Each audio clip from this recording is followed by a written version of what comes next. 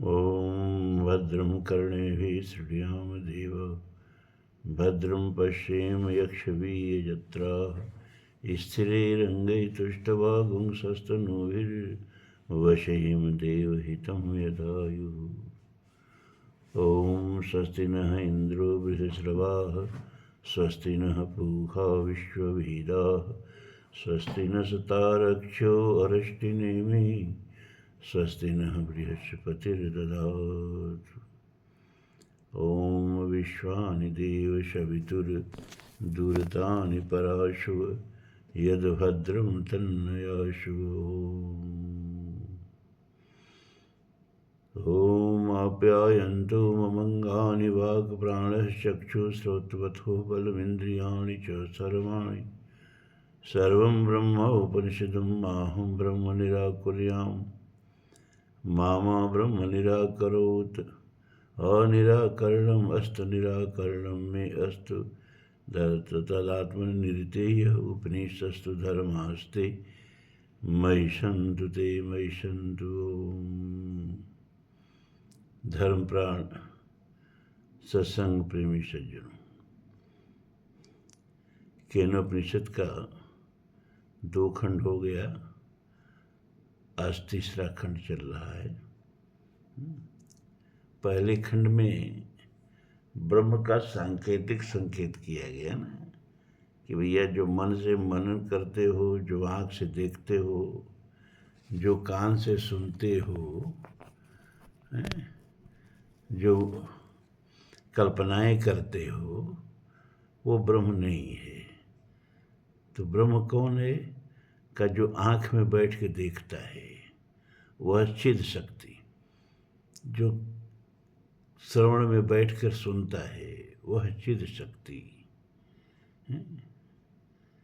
जो वाणी में बैठ के बोलता है वह चिद शक्ति, वह ब्रह्म है। यह मनसा न मनते एनाहुर मनोमतम तदैव ब्रह्मम तुम विद्धि नेदम यदि उपास्ते। मन से जो तुम मनन करते हो, मन से जो मनोरथ करते हो और मन से जो कल्पनाएं करते हो, वो ब्रह्म नहीं है, बल्कि जिस शक्ति से मन कल्पना करता है, जिस शक्ति से मन मनोरथ करता है, वो ब्रह्म है। दूसरे खंड में बताया कि जो संकेत में बता दिया गया, ये मत समझो बस ब्रह्म को हम जान गए। ब्रह्म को संपूर्ण रूप से नहीं जाना जा सकता, क्योंकि वो अनंत है। इसलिए जितना तुम ब्रह्म के बारे में जानते हो, चाहे जितना से देवता लोग ब्रह्म के बारे में जानते हैं, वह बहुत ही अल्प है, बहुत ही थोड़ा है। इसलिए ब्रह्म के विषय में और आगे विचारणीय है। ब्रह्म इतना ही नहीं है, ये दूसरे खंड में समझाया। अब तीसरे खंड में एक आख्यायिका के माध्यम से ब्रह्म की महिमा का वर्णन किया जा रहा है।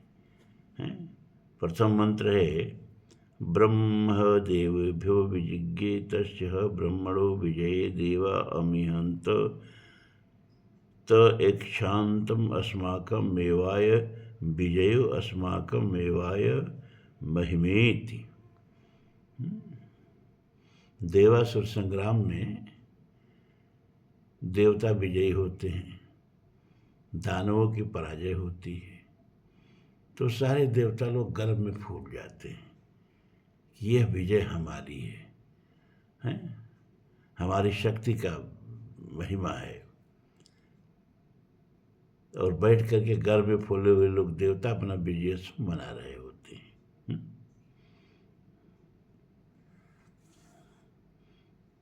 और अपनी महिमा का बखान कर रहे होते हैं।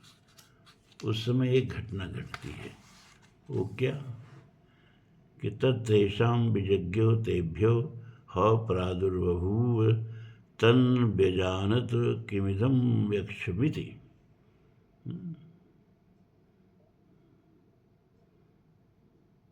कि उसी समय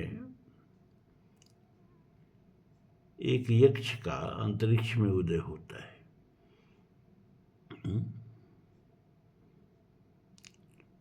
परमात्मा इन देवताओं का गर्व हरण करने के लिए, इन देवताओं को सही रहस्य बताने के लिए यक्ष का रूप धारण करके उद्भूत होते हैं।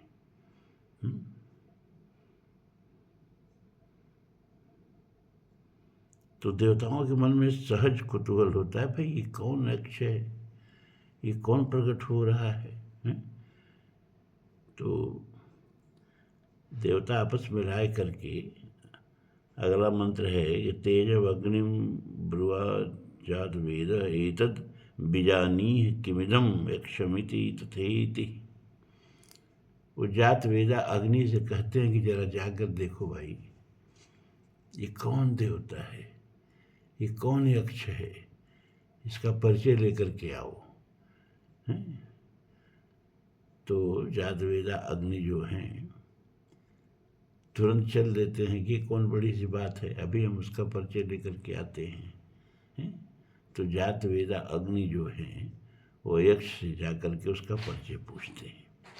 तदभ्य द्रवत तदभ्य वदत को आसीत्यम अग्रिर्वा अहम आसीत्य ब्रजीव जात वेदा वा अहमस्मीति।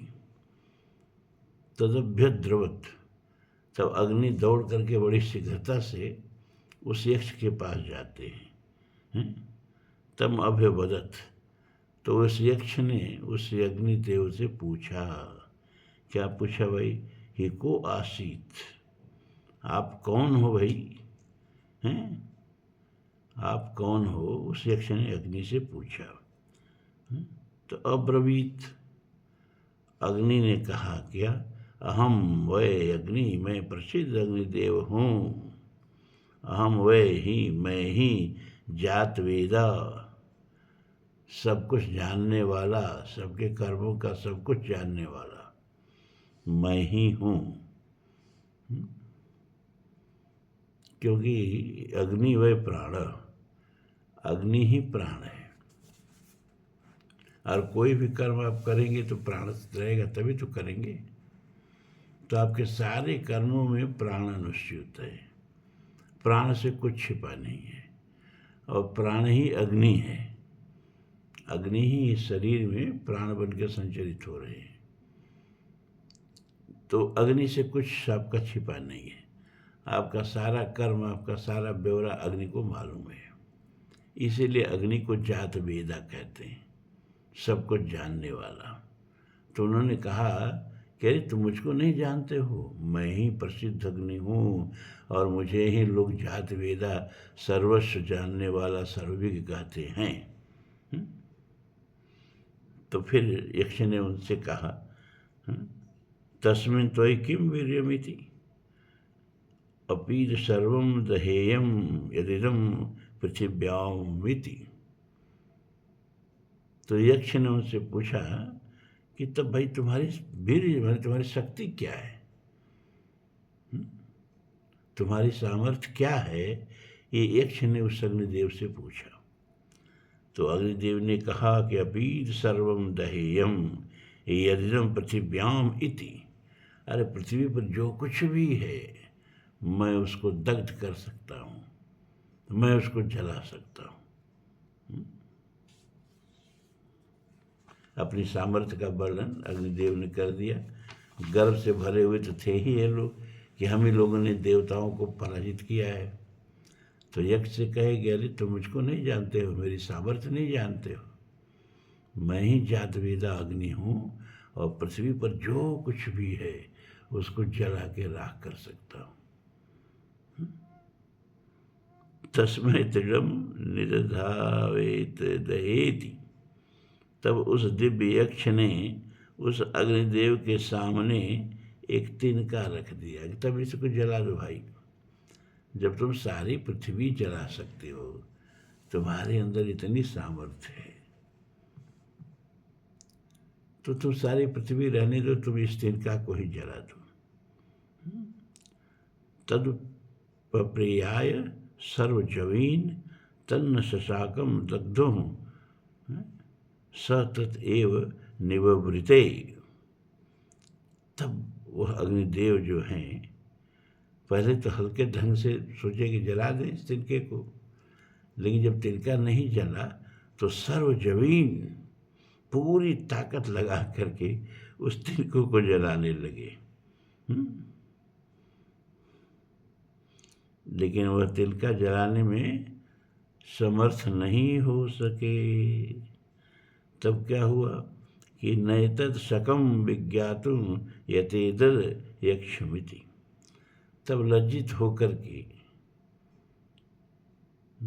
और चुपचाप आकर के देवताओं के बीच में बैठ गए और कहे, भाई मैं तो नहीं पता लगा सका कि ये यक्ष कौन है। मैं पता लगाने में असमर्थ हूँ कि यह यक्ष कौन है। तो अगला मंत्र है, अथ वायु ब्रुवन् वायवेतद् बीजानी किमेतद् यक्षमिति तथेति।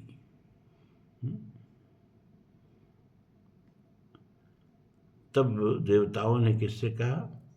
वायुदेव से कहा कि आप जाकर के पता लगाओ कि ये यक्ष कौन है।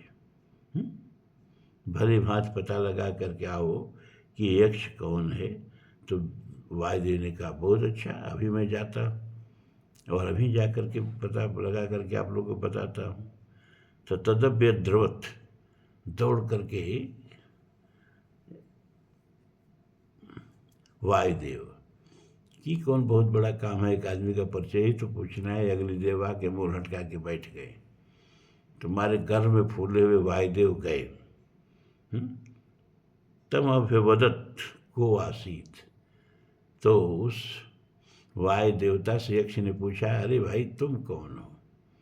वायुर्वा अहम, अरे मैं वायु देवता हूँ।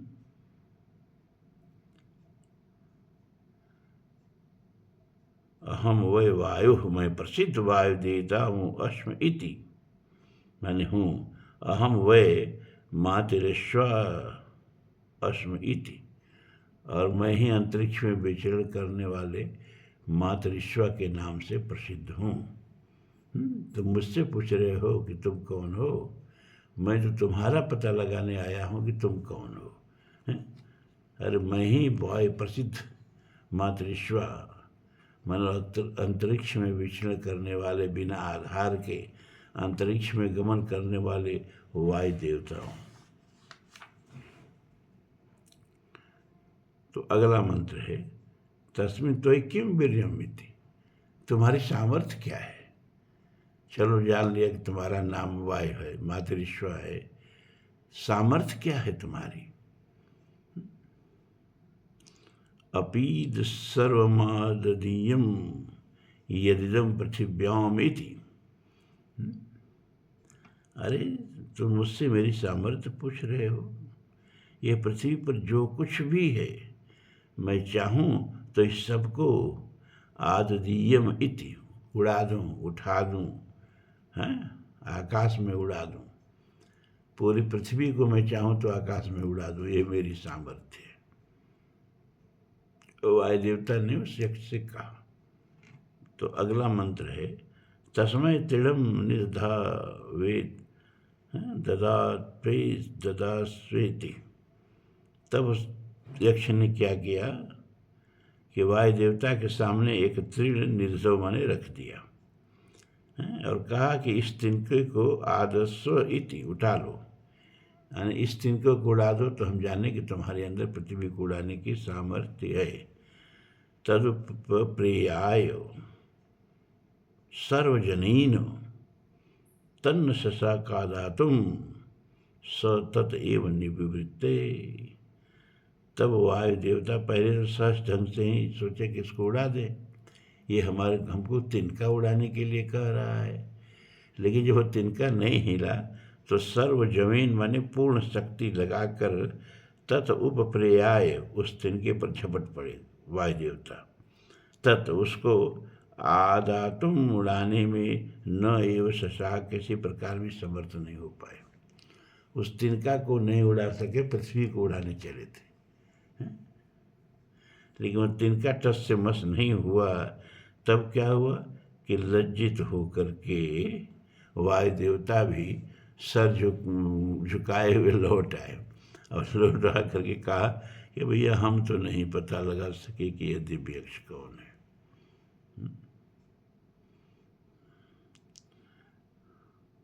अथेन्द्रम ब्रुवन् मघवन्नेतद् विजानीह किमेतद् यक्षमिति तथेति तदभ्यद्रवत् तस्मात् तिरोधरे। तो अब इसके बाद जो है देवताओं ने इंद्र से कहा कि हे इंद्रदेव, अब आप ही जाकर के इस बात का पता लगाइए कि यह यक्ष कौन है। और देवता लोग तो पता लगाने में असमर्थ हो गए। तो इंद्रदेव ने कहा बहुत अच्छा, अभी हम जाते हैं और पता लगा के आप लोगों को बताते हैं कि देवता कौन है। तदभ्यद्रवत्, और वह बहुत शीघ्रता से आतुर होके कि कौन बहुत बड़ा काम है, और उस यक्ष के पास गए। तो यक्ष जो है तिरोधे अंतर्ध्यान हो गए। वह यक्ष जो है वो अंतर्ध्यान हो गया, वह इंद्र को अपना स्वरूप प्रकट नहीं किए। स तस्मिन्नेवाकाशो स्त्रियमाजगाम बहुशोभामानमुमां हेमवती ताम होवाच किमेतद्यक्षमिति। तब इंद्र ने क्या देखा कि उस आकाश में जहाँ यक्ष पहले उपस्थित थे, अब यक्ष तो गायब हो गए और अतिशय सुंदरी हेमवती माने हिमाचल कुमारी उमा देवी प्रकट हो गई। और इंद्र उनसे बोले, हे देवी, वह यक्ष कौन था? यक्ष तो अंतर्ध्यान हो गए और उसके जगह पर हेमवती मतलब हिमाचल कन्या उमा पार्वती जी प्रकट हो गई। तो इंद्र ने उन्हीं से पूछा कि वह यक्ष कौन था। इस तरह यह तृतीय खंड की आख्यायिका समाप्त होती है। इस आख्यायिका के माध्यम से ऋषि कहना क्या चाह रहे हैं कि हमारे अंदर जो भी शक्ति है, जो भी हम करते हैं, और हमें नहीं, जो भी कोई कार्य करता है, देवता लोगों के अंदर भी जो सामर्थ्य है, देवता ही नहीं, ये ब्रह्मा विष्णु शिव, इन लोगों के भीतर भी जो सामर्थ्य है, वह सामर्थ्य जो है वो ब्रह्म की ही सामर्थ्य है। ये चिद शक्ति जो आपके भीतर बैठती है ना, यही ब्रह्म है। और ये चिद शक्ति है तो आप बोल पा रहे हैं, आप सुन पा रहे हैं, आप देख पा रहे हैं। और यह चिद शक्ति निकल जाए तो आप कुछ नहीं कर पा रहे हैं। इसलिए जो कुछ भी आप करते हैं उसका गर्व आपको नहीं करना चाहिए। क्यों? क्योंकि यह जो चेतन शक्ति है ना ब्रह्म की, जैसे कि पात्र में जल भर दीजिए और उस जल में सूर्य का बिंब बन रहा है तो वह जल चमकने लगता है। लेकिन वह चमक जल की चमक नहीं है, वह सूर्य के प्रतिबिंब की चमक है। जल को इस बात का गर्व नहीं करना चाहिए कि देखो हम कितना चमकने लगे। अरे नहीं, वो जो सूर्य का प्रतिबिंब बन रहा है ना, ये चमक उसकी है। अभी प्रतिबिंब निकल जाए तो फिर जल की चमक समाप्त हो जाएगी। उसी तरह हमारे अंदर जो भी कार्य करने की शक्ति है वो परमात्मा का जो प्रतिबिंब बन रहा है, क्योंकि हमने आप लोगों को बताया है कि ब्रह्म का प्रतिबिंब जो माया में बनता है, संपूर्ण माया में, अखिल ब्रह्मांड जिस माया की गोद में क्रीड़ा कर रहा है, तो जब ब्रह्म का प्रतिबिंब माया में बनता है तो वह ईश्वर है। और जब ब्रह्म का प्रतिबिंब जीवों के अंतःकरण में बनता है तो वह जीव है, तो वही जीव है। तो ये देवता भी और ये अन्य प्राणी भी, ये वास्तविक चेतन नहीं है, ये वास्तविक चेतन नहीं है, ये चिदाभास है। जैसे आप देखते होंगे कभी कभी कि सूरज की किरणें दर्पण पर पड़ती हैं और फिर दर्पण के से बिंब बन करके दीवार पर पड़ता है, लगता है दीवार पर भी एक सूरज उगा हुआ है। तो सूर्य का एक प्रतिबिंब तो बना दर्पण में, और फिर दर्पण में जो सूर्य चमक रहा है उसका प्रतिबिंब बना दीवार पर। तो वो दर्पण में जो चमक रहा है वो वास्तविक सूर्य नहीं है, और जो दीवार पर चमक रहा है वो तो और भी अवास्तविक है। उसी तरह से परमात्मा का प्रतिबिंब जो माया में बनता है वह ईश्वर है, और फिर ईश्वर का प्रतिबिंब जो अंतःकरणावच्छिन्न माने जीवों के अंतःकरण में बनता है वह जीव है। तो सारी सामर्थ्य जिसके अंदर जो कुछ भी करने की है वो परमात्मा की है? इसी बात को इस आख्या के माध्यम से समझाया गया है। फिर चतुर्थ खंड है, और कोशिश करेंगे कि आज ये खत्म ही हो जाए।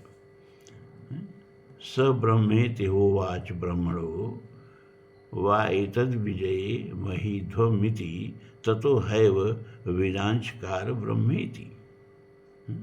तब उस उमा देवी ने इंद्र से कहा, क्या स्पष्ट उत्तर दिया कि वह परम ब्रह्म परमात्मा हैं जो यक्ष रूप में तुम लोगों के सामने प्रकट हुए थे।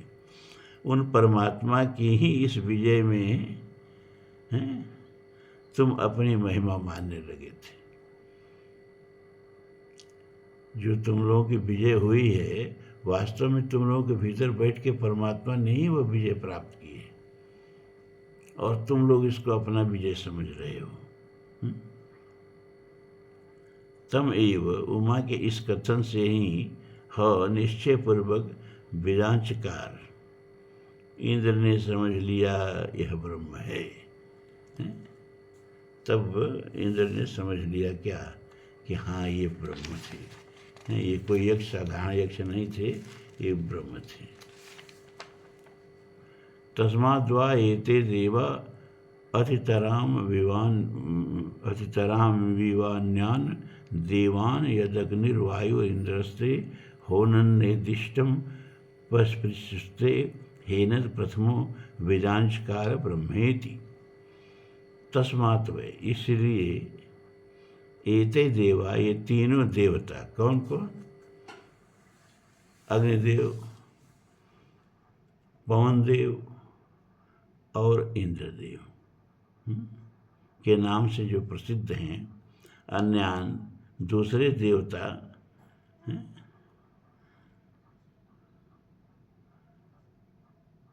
ये सारे के सारे लोग ये समझ गए कि यह जो हम लोगों के अंदर शक्ति है वह ब्रह्म की ही शक्ति है, और यह विजय जो है ये परमात्मा की ही विजय थी, ये हम लोगों की विजय नहीं थी। हम लोगों को इन पर गर्व नहीं करना चाहिए, ये देवताओं के गर्व का हरण करने के लिए। क्योंकि आदमी का जो विनाश है ना, उसको करने में गर्व जो है, अहंकार जो है, वो सबसे बड़ा दुर्गुण है। मानस विनय पत्रिका में तुलसीदास जी ने राम कथा का मानसिक चित्रण किया है। तो उसमें कहा कि मोह दश मौली, मोह ही रावण है, तद्भ्रात अहंकार, और अहंकार ही कुंभकर्ण है, और काम पाकारजित विश्रामहारी, और काम ही मेघनाथ है। ये सब दुर्गुण हैं। लेकिन जब ये युद्ध करने आते हैं तो आप देखिए मेघनाथ भी सेना लेके आता है। यानी काम भी बिना सेना लिए आए तो आदमी के अंदर विकार पैदा नहीं कर सकता। भगवान कहते हैं लक्ष्मण से कि लक्ष्मण, काम की जो सेना है उसको देख करके जो दृढ़ रह जाए वही सच्चा वीर है। लक्ष्मण देखत काम अनीका, रही जथिर तिन कई जगलीका। तो लक्ष्मण ने पूछा कि भगवान, इसके पास शस्त्र क्या है? इस सेना का सबसे प्रसिद्ध शस्त्र क्या है जिससे ये सबको पराजित करता है? तो भगवान ने कहा कि यही के एक अस्त्र बड़ नारी, तेहते उबर सुबट सुई भारी। इसके पास सबसे बड़ा अस्त्र जो है वह स्त्री है। और इस अस्त्र को जो जीत ले वही सच्चा सुभट है।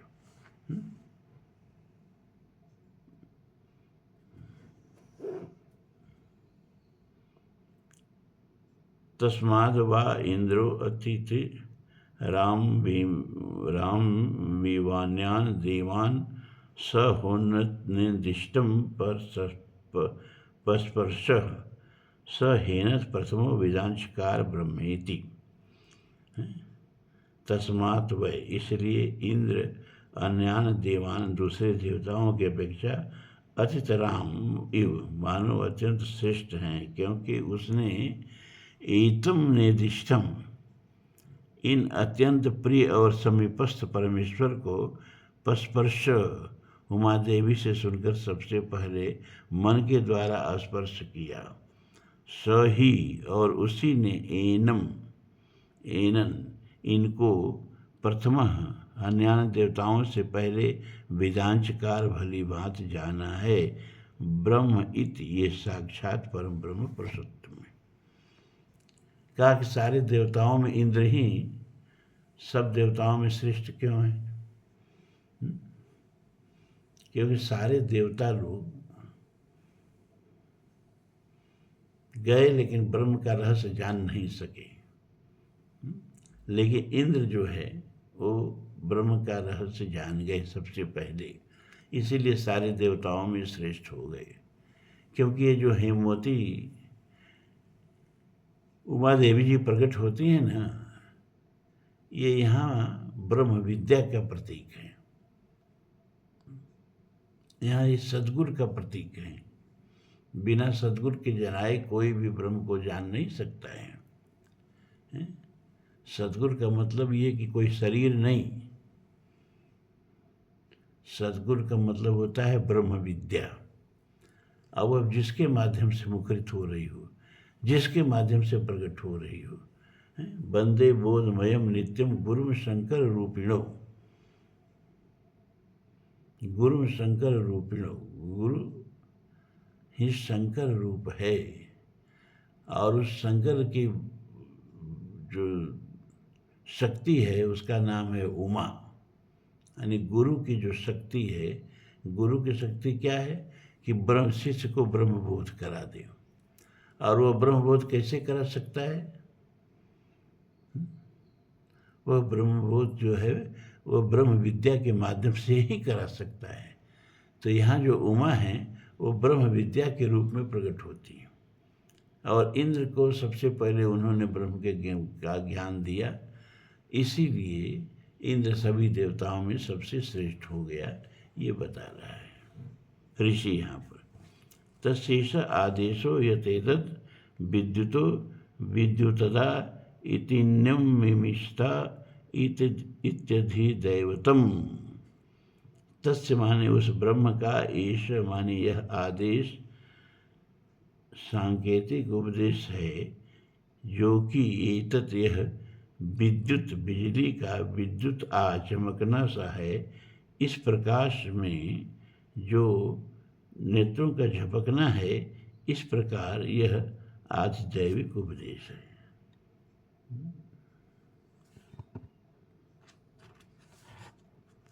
मतलब क्या?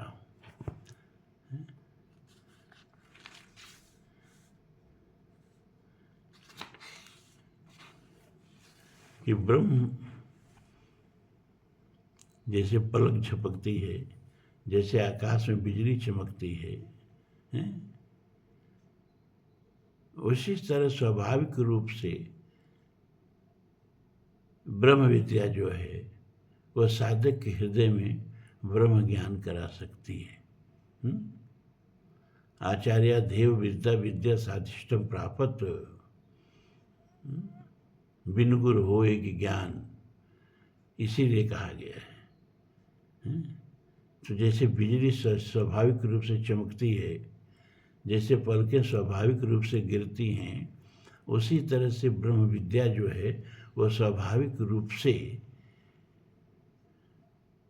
जिस पर कृपा करे उसके अंदर ब्रह्मबोध करा सकती है। देखो उस ब्रह्म विद्या ने पवन देव पर कृपा नहीं की, पवन देव ब्रह्म को बिना जाने लौट आए। अग्निदेव पर कृपा नहीं की, अग्निदेव बिना जाने लौट आए, लेकिन इंद्र पर कृपा हो गई है, और इंद्र को सहज ही ब्रह्म का बोध हो गया, ब्रह्म का ज्ञान हो गया।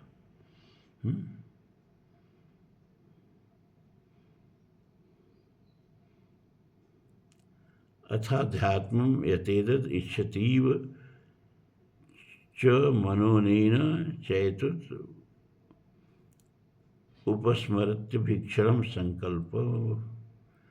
अथ माने अब, अध्यात्म माने आध्यात्मिक उदाहरण दिया जाता है। क्या कि यह जो मन इस ब्रह्म के समीप जाता हुआ सा प्रतीत होता है, तथा एतत् इस ब्रह्म को निरंतर उपस्मरति अतिशय प्रेम पूर्वक स्मरण करता है, इस मन के द्वारा ही संकल्प अर्थात उस ब्रह्म के साक्षात्कार की उत्कट अभिलाषा भी होती है।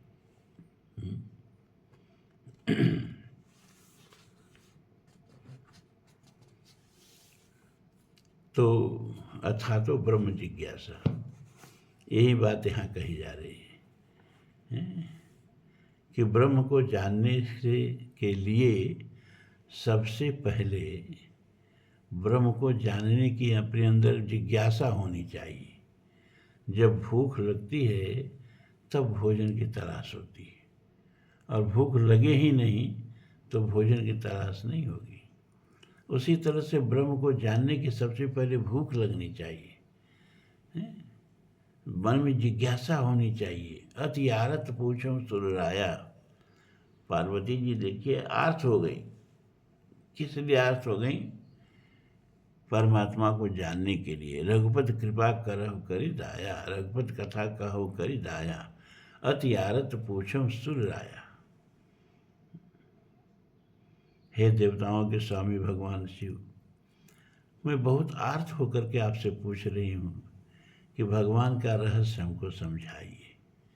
यह आर्तता, यह आतुरता, यह व्याकुलता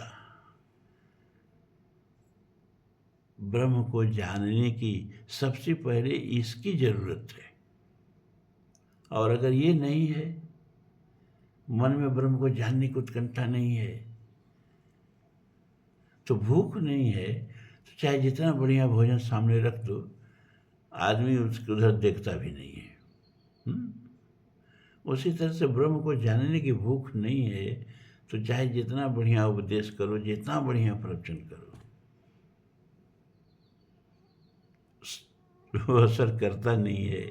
मानस में लिखा ना कि ऊसर वर्षे तृण नहीं जामा। कितना हो वृष्टि हो, लेकिन ऊसर में तृण नहीं जमता है। उर्वर भूमि में ही तृण जमता है। इसी तरह से जो शिष्य परमात्मा के जानने की जिज्ञासा से उर्वरित इसका मन हो चुका है, मन ही हमें विषयों की तरफ ले जाता है ना। किसी भी चीज़ की पहले मनोरथ, पहले मन में इच्छा जगती है, और तब उस चीज़ को पाने का हम प्रयत्न करते हैं। तो ये मन जो वस्तुओं को प्राप्त करने में साधक है, यही मन परमात्मा को भी प्राप्त करने में साधक है। अगर मन में परमात्मा को प्राप्त करने की इच्छा जग जाए तो मनुष्य उसके लिए फिर प्रयत्न शुरू कर देता है। अब उसके लिए वो तीर्थ जाएगा, उसके लिए मंदिर जाएगा, उसके लिए सत्संग जाएगा। अब जो जो उसको सुलभ हो वह करेगा। अब इसी भटकते भटकते में अगर कहीं कोई संत मिल गया, कोई सद्गुरु मिल गया, तो उसको ब्रह्मबोध हो जाता है। तो बताया कि ब्रह्मबोध भी कब होता है? जब मन में ब्रह्म को जानने की इच्छा जगे तब होता है। तो हम समझ रहे हैं कि आज ये पूरा हो नहीं पाएगा। आज इतना ही, कल इसको ख़त्म करते हैं। अब 3 बजने वाले हैं रात्रि के। ओम पूर्णमदः पूर्णमिदं पूर्णात् पूर्णमुदच्यते पूर्णस्य पूर्णमादाय पूर्णमेवावशिष्यते। सर्वे भवन्तु सुखिनः, सर्वे सन्तु निरामयाः, सर्वे भद्राणि पश्यन्तु मा कश्चित् दुःखभाग् भवेत्। असतो मा सद्गमय, तमसो मा ज्योतिर्गमय, मृत्योर्मा अमृतं गमय। ओम शांति शांति शांति। ओम।